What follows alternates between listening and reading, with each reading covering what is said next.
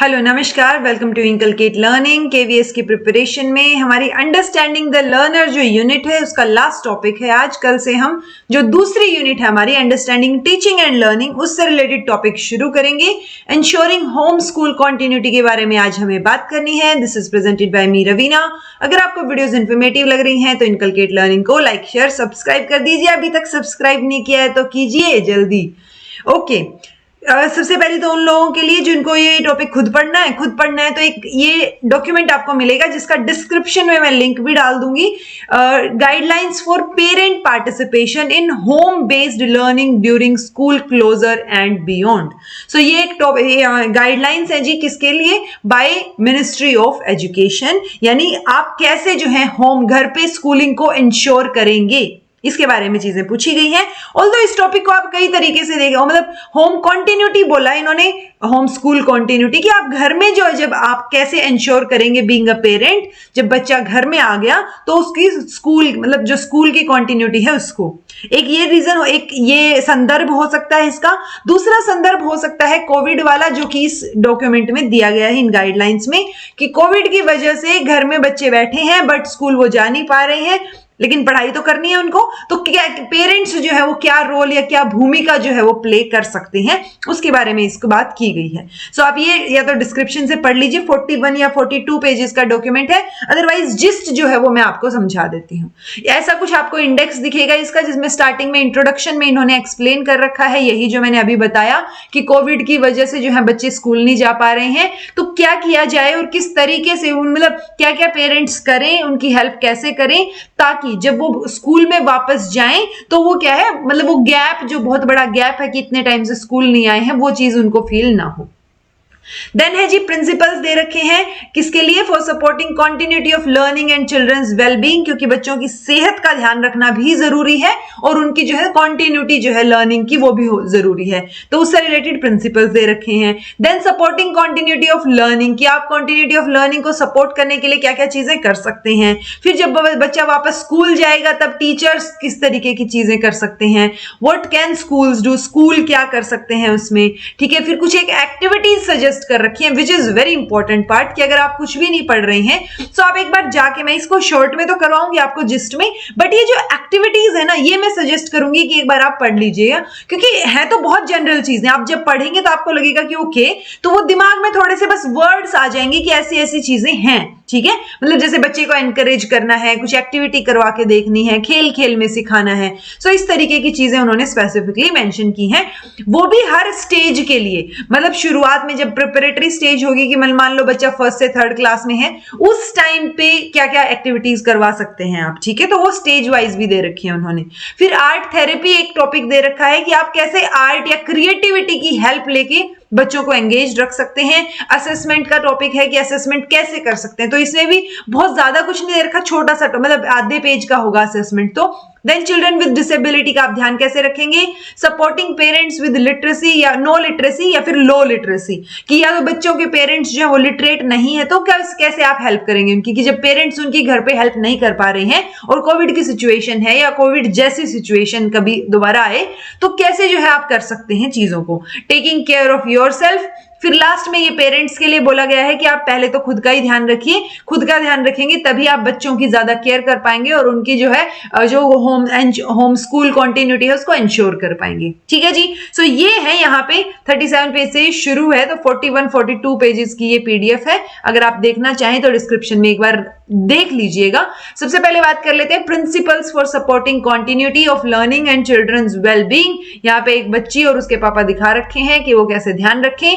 सबसे पहले तो आपको एक सेफ और एंगेजिंग पॉजिटिव एनवायरनमेंट जो है वो घर पे क्रिएट करना पड़ेगा, ताकि एक फ्लेक्सिबल जो रूटीन अगर बच्चे का होगा डेली, फ्लेक्सिबल हो बट कंसिस्टेंट हो, कि रोज, जैसे मैं बोलती हूँ ना, be consistent in your studies, तो आप थोड़ा थोड़ा रोज अगर पढ़ाएंगे बच्चे को, तो वो चीज है कि अगर आप पहले दिन उसको 15 मिनट लेके बैठे तो नेक्स्ट डे आप कोशिश करेंगे, और बच्चा भी कोशिश करे शायद फिर, कि 20 मिनट वो पढ़ सके, ठीक है। सो आपको उसको टाइम देना है प्रॉपरली, और घूम फिर के बात हमेशा यही आएगी कि कैसे जो है पेरेंट्स अपने बच्चों को टाइम दे सकते हैं। क्योंकि पेरेंट्स जब टाइम देंगे तो वो चीजें जो है वो बेटर होंगी और वो लर्निंग में उनकी हेल्प कर सकते हैं। और टाइम देना इन द सेंस, जैसे आप बच्चे से पूछते हैं ना कि आज स्कूल में क्या हुआ या मैम ने क्या पढ़ाया, या स्कूल नहीं जा रहे तो मान लो अगर ऑनलाइन क्लास है तो टीचर ने क्या करवाया बताओ एक बार, उससे रिपीट करवा लिया, उससे चीजें पूछ ली, उसको कैसा लगा ये पूछ लिया, तो वो भी एक तरीके से टाइम देना और टाइम स्पेंड करना ही होगा। Set aside time to spend with each child, अगर आपके एक से ज्यादा बच्चे हैं तो आप उनके लिए टाइम निकालें, सबके लिए अलग अलग की आप सबके साथ टाइम स्पेंड करें। पॉजिटिव लैंग्वेज का आप इस्तेमाल करें। एक एम्पैथेटिक लिसनर आपको बनना पड़ेगा, क्योंकि आप बच्चे से पूछ रहे हैं सारी चीजें ना, तो वो बता रहा है आराम आराम से अपने हिसाब से, सो उसको लगना चाहिए कि उसकी बात सुनी जा रही है। ओके, ऐसा ना हो कि आपने पूछ तो लिया फिर आप अपने कपड़े धोने लग गए या आप जो है कोई और काम करने लग गए, न्यूज़पेपर पढ़ने लग गए। So that should not be the case. आपको एक एम्पैथेटिक लिसनर जो है बीइंग अ पेरेंट बनना पड़ेगा। ठीक है, decide to do a family activity every day where everyone participate. आप कोई फैमिली एक्टिविटी प्लान कर सकते हैं जिसमें सब लोग पार्टिसिपेट करेंगे। देन है जी पॉजिटिव डिसिप्लिन का यूज आपको करना है। जब बच्चा मिसबिहेव कर रहा है तो आप उसको मतलब आप एक पोज लीजिए, क्योंकि डांटने इसका तो कोई पॉइंट नहीं बनता। ठीक है, डांटने मतलब ऑल्दो ये बातें कहने में अच्छी लगती हैं, जिनके होते हैं बच्चे उनको पता होता होगा कि कैसे ही वो बेचारे संभालते हैं, क्योंकि बच्चे वो होता है ना मूडी वाली सिचुएशन होती है। हमने डेवलपमेंट भी पूरा पढ़ा है कि जिद करना, मूडी होना, ठीक है, तो वो अलग अलग चीजें, बट स्टिल गाइडलाइंस तो हम पॉजिटिव ही बताएंगे कि बच्चे से अच्छे से बात करनी है। मिसबिहेव अगर बच्चा करता है तो टेक अ पॉज और उसको रीडायरेक्ट कीजिए उसकी एनर्जी को किसी दूसरी एक्टिविटी में। ठीक है, try and catch early signs of bad behaviour. अगर वो खराब बिहेवियर कर रहा है, मान लो बात नहीं मान रहा बिल्कुल भी, या कोई आ रहा है उसको विश नहीं कर रहा, ठीक है, तो ये चीजें क्या है, बैड बिहेवियर। आपको अर्ली साइंस जो है वो कैच करने पड़ेंगे ताकि आप उनको किसी और तरीके से बेटरमेंट में हेल्प कर सके उनकी। Use consequences, it is better than hitting और शाउटिंग एट चिल्ड्रन। हाँ, तो अगर आपने ये किया तो इसके बाद ये होगा, आप इस तरीके से उसको चीजें बता के उन कॉन्सिक्वेंसेस का यूज कर सकते हैं, बेटर देन उसके ऊपर चिल्लाना या फिर उसको मारना पीटना। ठीक है, देन आता है जी have fun with the children. तो बच्चों के साथ आपको मजे करने हैं, ताकि क्योंकि स्कूल शटडाउन जो है वो एक चांस है आपके पास कि बेटर रिलेशनशिप जो है वो बच्चों या टीनेजर्स के साथ आपके हो सके। वन ऑन वन टाइम आपको मतलब है फ्री आपके पास और फन करना है बच्चे के साथ, ताकि वो आपके साथ एंगेज रहे। वो भी बच्चों को भी ऐसे लगेगा कि हाँ उनको मतलब प्यार करते हैं पेरेंट्स एंड ऑल, और सिक्योर फील करेंगे वो। ठीक है, तो ये प्रिंसिपल्स हैं जो होम स्कूल इंश्योर करते हैं होम स्कूल कंटिन्यूटी को। एक रियलिस्टिक एक्सपेक्टेशन होनी चाहिए आपको बच्चे से। ऐसा ना हो कि आपने बच्चे को 20 मिनट 25 मिनट पढ़ा दिया और आप चाह रहे हैं कि वो जो भी पेपर उससे लिया जाए उसमें टॉप कर जाए। ओके, तो ऐसा ना हो। आप बच्चा जब अच्छा कर रहा है तो उसकी प्रेज कीजिए, उसको एनकरेज कीजिए पढ़ने के लिए या और एक्टिविटीज के लिए, जितनी भी एक्टिविटीज हैं सो उनके लिए आपको प्रेज करना है, एनकरेज करना है। आप घर में मान लो कुकिंग कर रहे हैं तो आप उसको कुकिंग में थोड़ा सा इन्वॉल्व कर सकते हैं, तो चीजों उनको इन्वॉल्व कर सकते हैं जो भी एक्टिविटी आप कर रहे हैं। ठीक है, देन है जी take care and eat healthy. तो हेल्दीली, ठीक है, तो वो वही चीज है कि आपको अच्छा खाना है और ध्यान रखना है, सबसे बड़ी जरूरी बात। ठीक है, क्योंकि talking about Covid to dispel rumours and provide inappropriate information. So बच्चों से जो है आप कोविड-19 के बारे में बात करें, और वो जो भी रूमर्स उस टाइम फैले हुए थे, उस टाइम की बात हो रही है जब बिल्कुल लॉकडाउन वाली सिचुएशन थी। ठीक है, तो जो भी रूमर्स है या कोई मतलब कुछ भी अगर गलत चीज फैल रही है, बच्चा अगर डर रहा है उस चीज से, तो आप उसको अप्रोप्रिएट इन्फॉर्मेशन बताइए ताकि वो बच्चा जो है एक पॉजिटिव और सिक्योर फील करे। ठीक है, talk about and reinforce covid prevention behaviour, कि कैसे प्रिवेंट कर सकते हैं, क्या क्या चीजें हमें करनी है, कि मास्क लगाना है, बाहर जाना है तो ध्यान रखना है, खुद का दूरी बना के रखनी है, कि कोई अगर खांस रहा है तो आपके मुंह पे ना आए या आपके आसपास ना हो चीजें ना, तो वो सब चीजें उनको बतानी है कि कैसे वो ध्यान रखें खुद का। नेक्स्ट था सपोर्टिंग कंटिन्यूटी ऑफ लर्निंग। सो एक पॉजिटिव और एंगेजिंग एनवायरनमेंट जो है वो हमेशा बच्चे को क्या करेगा, एनकरेज करेगा, क्योंकि वो सपोर्टेड फील करेंगे। ठीक है, कि हाँ उनको सपोर्ट मिल रही है और वो घर पे भी काम कर सकते हैं। ठीक है, बट एज अ पेरेंट्स आप क्या कर सकते हैं उसके बारे में यहाँ बात हो रखी है। Become aware of learning goals of your child. आपको पता होना चाहिए कि स्कूल में मैडम क्या पढ़ा रही है, स्कूल इन द सेंस अगर ऑनलाइन क्लासेस हो रही हैं या आपको ऑनलाइन होमवर्क मिल रहा है तो क्या चीजें चल रही हैं, मेजर गोल गोल क्या है, लर्निंग गोल्स क्या है बच्चे की। अब आप पहले मतलब उनके टीचर नहीं है आप, और ना ही आप जो है बिल्कुल ये है कि अपने ट्रेंड हैं आप टीचिंग में, बट पेरेंट्स जो है वो ऑटोमेटिकली फर्स्ट टीचर्स होते हैं, ठीक है। सो पेरेंट्स को पहले तो फॉलो अप करना है टीचर्स के साथ, बच्चे का ध्यान रखना है कि उसको पढ़ाएं कि क्या क्या चीजें स्कूल में बताई जानी थी, ठीक है। Parents as a partners with teachers, तो टीचर्स के साथ आपको रिलेट करके चलें कि क्या करवाना है, कैसे करवाना है, तो टीचर आपको अच्छे से बताएंगे कि कैसे आपको हैंडल करना है। कीप लर्निंग सिंपल, ठीक है। You can help children learn in many other ways, जैसे मैंने अभी बताया ना कि आप कुकिंग कर रहे हैं या आप कोई काम कर रहे हैं, गार्डनिंग कर रहे हैं, उसको इन्वॉल्व कर लीजिए। सो वहां से भी उसको कुछ ना कुछ सीखने को मिलता है। सो उनको मतलब लर्निंग को हमें जितना सिंपल हो सके उतना सिंपल लर्निंग को रखना है। टॉक टू योर चाइल्ड, सबसे बड़ी बात करना बहुत जरूरी है। अक्सर जब बात हम कब बोलते हैं कि बात करना जरूरी है, जब कोई मिस हैपनिंग हो जाती है आसपास, ठीक है।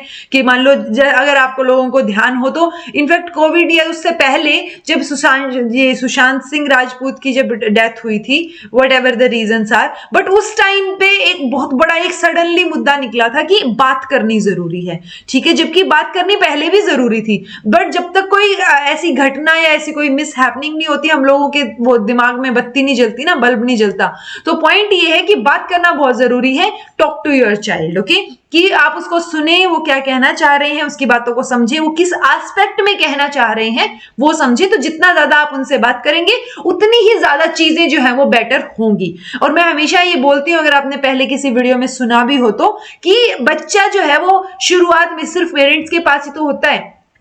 सो वो कई बार बोल देते हैं ना कि बच्चे बड़े हो गए हैं या दूर हो गए, वो दूर शायद आप लोगों को अंदाजा भी नहीं हुआ बीइंग अ पेरेंट कि बच्चे कब आपसे दूर हो गए। जब आपने उनको डांट दिया बहुत बुरे तरीके से, आपने उनको सही से हैंडल नहीं किया, तो अगर बच्चे पेरेंट से दूर हो रहे हैं या उनसे कुछ शेयर नहीं कर रहे हैं, सो इसमें बच्चे से ज्यादा बड़ी गलती जो है वो कहीं ना कहीं पेरेंट्स की रही है, जो उन्होंने इग्नोर कर दी, ठीक है। सो टॉक, बातचीत करना बहुत जरूरी है।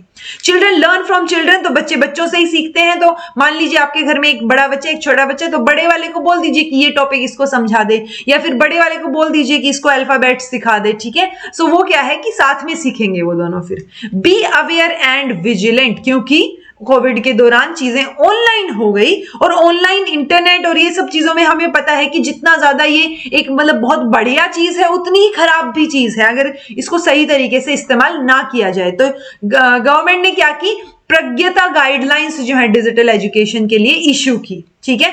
अब ये प्रज्ञता की फुल फॉर्म आपको पता होनी चाहिए। पी से प्लान, आर से रिव्यू, अरेंज, गाइड, टॉक, यक का लिख रखा है इन्होंने टॉक, वाई से then assign, track and appreciate. आप ये गाइडलाइंस पढ़ सकते हैं अगर आपका मन हो तो। बाकी सबसे मेन चीज प्रज्ञता गाइडलाइंस डिजिटल एजुकेशन के लिए है, एक बात, और दूसरी बात ये फुल फॉर्म सीक्वेंस में, ठीक है। सो ये दो चीजें पता होनी चाहिए। बच्चे जो है मतलब ये ना हो कि पेरेंट्स बिल्कुल हाउस होल्ड वर्क्स में लगे हुए हैं और बच्चे कुछ और ही कर रहे हैं, उनको पता ही नहीं। सो बच्चों को एक सेफ ऑनलाइन एनवायरनमेंट, जैसे यूट्यूब पे भी आपने देखा होगा कि अगर बच्चों के लिए आपने उसको सेट कर दिया तो उसमें एक तो वो नहीं कर सकते, मतलब माइक्रो प्ले नहीं कर सकते। जैसे कई बार हम यूट्यूब पे खोलते हैं और नीचे स्क्रॉल भी करते रहते हैं ना साथ में, तो वो चीज नहीं होगी वहां पे। तो वो बच्चों के लिए जब आप ऐप को डिजाइन कर देते हैं, थोड़ा सा कुछ एक सेफ्टी मेजर्स कर देते हैं, तो वो गलत चीजें वैसे भी नहीं आती उसमें, बट आपको ध्यान रखना फिर भी जरूरी है। सो प्रज्ञता गाइडलाइंस जो है जी डिजिटल एजुकेशन के लिए है, government ministry of India education ने ये चीज बोली है। अब बहुत सारे वर्किंग पेरेंट्स भी हैं, वर्किंग पेरेंट्स अपना काम करें, बच्चों को देखें, क्या क्या चीजें ना।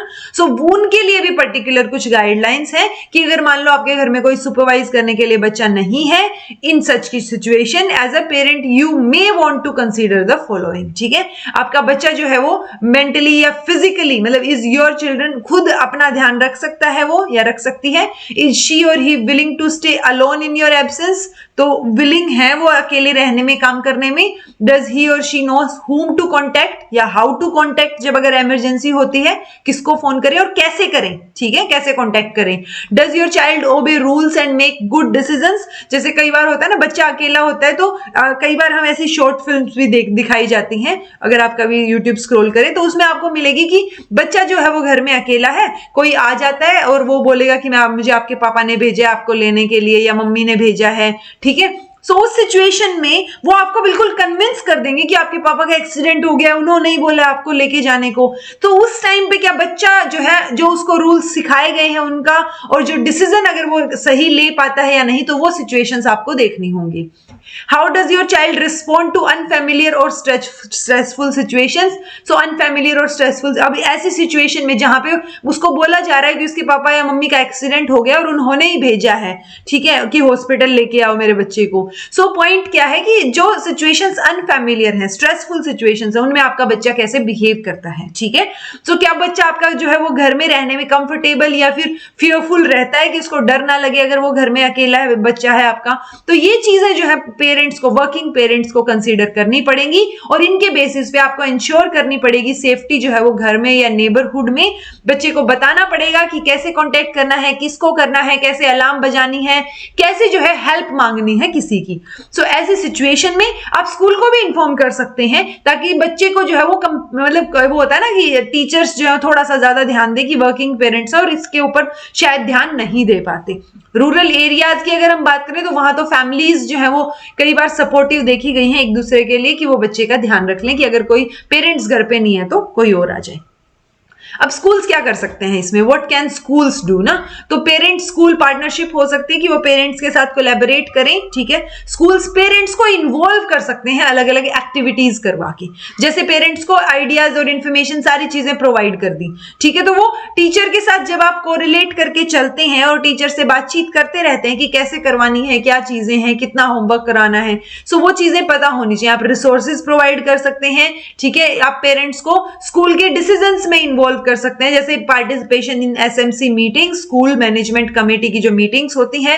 ऑनलाइन बाल सभा करवा सकते हैं, जैसे कोविड की सिचुएशन को देखते हुए ऑनलाइन बाल सभा का यहाँ पे दिया था एग्जाम्पल। देन पेरेंट सर्वेज करवा सकते हैं आप कि किस तरीके से वो बच्चे का ध्यान रखते हैं। इंक्लूसिव एनवायरमेंट के लिए पार्टनरशिप हो सकती है। तो स्कूल काफी कुछ एक्टिविटीज, काफी कुछ चीजें करवा के पेरेंट्स को इन्वॉल्व कर सकते हैं।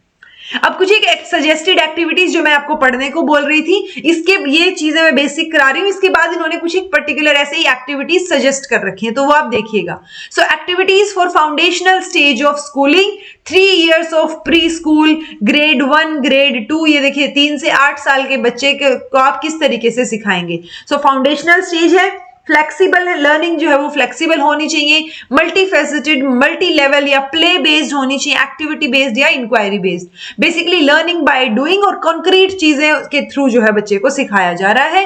प्रिपरेटरी स्टेज की अगर हम बात करेंगे, 8 से 11 साल का बच्चा यानी 3rd से 5th क्लास का बच्चा, ठीक है। सो उसको भी हम क्या करेंगे, कंपैरेटिवली मतलब पेडागोजी जो है इस स्टेज की वो फाउंडेशनल स्टेज के ऊपर ही बन जाती है, नींव तो फाउंडेशनल स्टेज होगी ना। तो इसमें भी क्या है, play based learning, discovery based, activity based, basically करके सीखे बच्चा ना, ऐसा ना हो कि वो बिल्कुल उसको आप एब्स्ट्रैक्ट चीजें प्रोवाइड कर रही हैं। एब्स्ट्रैक्ट जो है वो 11 से 14 में फिर भी आ जाती हैं। यहाँ पे पेडागोजिकल और circular style of preparatory stage आप बिल्ड करेंगे। सब्जेक्ट टीचर्स जो है वो इंट्रोड्यूस करवा दिए जाएंगे, क्योंकि 6th क्लास आ गई ना, 5th तक तो फिर भी आपको एक ही टीचर पढ़ा रहा है चलो, बट 6th से आगे जो है आपके लिए अलग अलग टॉपिक्स, अलग अलग सब्जेक्ट्स हो जाएंगे कि सोशल साइंस है, हिस्ट्री है, सारी अलग अलग चीजें हो जाएंगी, ठीक है। Experiential learning within each subject, हर एक सब्जेक्ट में अब एक्सपीरियंशियल लर्निंग होगी, अलग अलग टीचर्स होंगे, इंटर रिलेशनशिप जो है अलग अलग सब्जेक्ट्स के बीच में वो एक्सप्लोर करने का यहाँ पे मौका मिलेगा। 14 to 18 की एज में यानी 9 से 12 जो क्लास है हमारी, उसमें कंपैरेटिवली और मल्टी डिसिप्लिनरी स्टडी हो जाएगी, सब्जेक्ट ओरिएंटेड चीजें हो जाएंगी। मतलब अगर सिर्फ वो था यहाँ पे सोशल साइंस था, तो अब यहाँ पे हिस्ट्री, इकोनॉमिक्स, पॉलिटी, अलग अलग चीजें थोड़ी थोड़ी आ जाएंगी, ठीक है। यानी इनफैक्ट 11th और 12th में तो फिर बिल्कुल ही आ जाता है, जैसे साइंस पढ़ते हैं हम 10th तक, उसके बाद वो फिजिक्स, केमिस्ट्री, बायो कई चीजों में डिवाइड हो जाते हैं, ठीक है। सो वो डेप्थ थोड़ी सी बढ़ जाएगी इस लेवल पे जब हम आएंगे एज कंपैरिजन टू जो पहले वाले लेवल थे वो। एक आर्ट थेरेपी भी इन्होंने मेंशन किया है कि कैसे क्रिएटिव आर्ट को आप स्ट्रेस, लॉस, ट्रॉमा, ये सब चीजों को रिड्यूस करने में आप एक क्रिएटिव आर्ट थेरेपी जो है बच्चों के लिए यूज कर सकते हैं कि आप जो है क्या करें, उनसे बातचीत करें, उनको एनकरेज करें किसी एक्टिविटी में पार्ट लेने के लिए, जिसकी वजह से वो थोड़े कॉन्फिडेंट, सेटिस्फाइड और अकम्प्लिश्ड फील करेंगे। पेरेंट जो है उनको, पेरेंट को सपोर्ट करना बहुत जरूरी है कि वो बच्चों को सपोर्ट करें, पार्टिसिपेट करने को बोलें, अलग अलग एक्टिविटीज में एंगेज करें, ठीक है। और हर एक एटलीस्ट 3 से 4 बार जो है एक वीक में कुछ ना कुछ एक्टिविटी जो है वो फैमिली मेंबर्स के साथ या कुछ ना कुछ चीजें होनी चाहिए। ठीक है कि सब लोगों ने बैठ के पेंटिंग बना ली, हैंड पेंटिंग बना ली, कोई भी चीजें। Parents should support children and encourage them rather than criticising their efforts and discouraging them. So जब आप देखेंगे ना इस पूरी पीडीएफ का जिस्ट निकाल के, इन सारी गाइडलाइंस का जिस्ट निकाल के, कि पेरेंट्स को पेशेंस रखना है, ठीक है, पेशेंस के साथ साथ उनको एनकरेज करना है, बच्चे को डिस्करेज नहीं करना है किसी भी सिचुएशन में, एनकरेज रखेंगे, करेंगे, पेशेंस रखेंगे, और उसके बाद जो है आप उनको क्रिटिसाइज नहीं करेंगे बिना किसी, मतलब एक तो होता है पॉजिटिव क्रिटिसिज्म और एक होता है नेगेटिव। तो नेगेटिवली तो बिल्कुल नहीं करेंगे, ठीक है।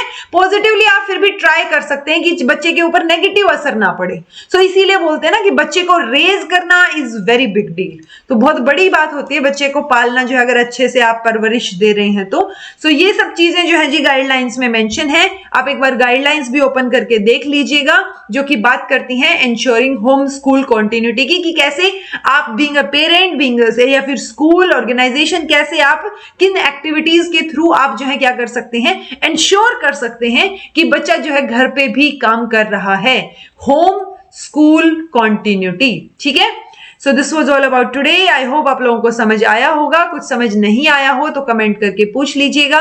समझ आ गया है तो प्लीज कमेंट करके बताइएगा कि समझ आया या नहीं आया। This was all about today. Thank you so much for watching. Be happy, keep smiling, be consistent in your studies. रोज थोड़ा थोड़ा पढ़ते रहिए. And this was all about today. Thank you so much for watching and subscribe to Inculcate Learning.